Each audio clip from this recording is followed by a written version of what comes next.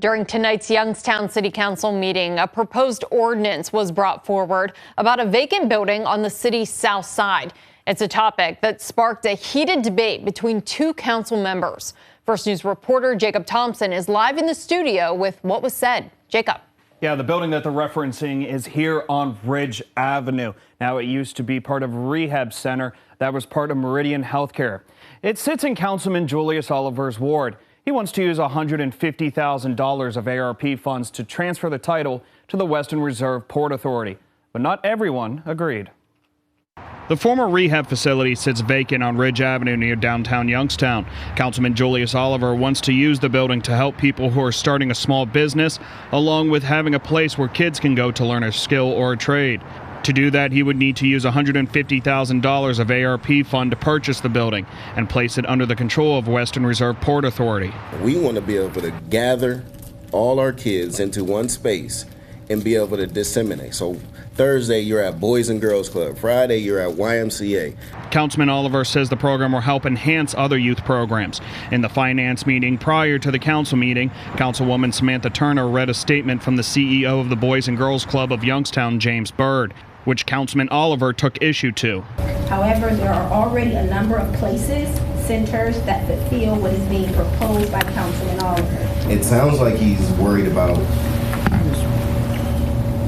just his project alone and not the entirety of the city. Once it got to council, Councilwoman Turner continued to reject the proposed ordinance. As a board member of the Boys and Girls Club, I cannot support this piece of legislation.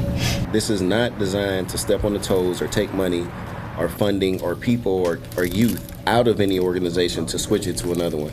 Either way, Councilman Oliver wants control over the building. If it doesn't go toward this project, I would like to put something in place in this particular building that is not going to prohibit the future economic development of that street.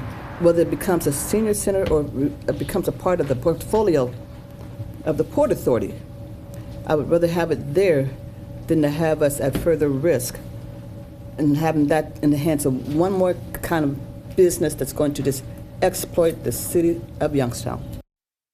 Now, along with passing that ordinance, council also approved $1.1 million for emergency repairs to the City Hall fire escape, $21,000 of ARP funds for a rock wall shaped like tree at Boulevard Park, and the ordinance for $65,000 for a study to decide if the city could support an ambulance service was passed to the Safety Committee.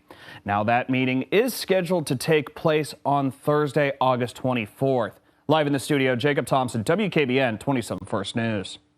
Hi, everyone. I'm Lindsay Watson. Thanks for watching the WKBN 27 First News YouTube channel. If you want more video news, subscribe to our channel. And don't forget to download the WKBN 27 First News app for breaking news alerts.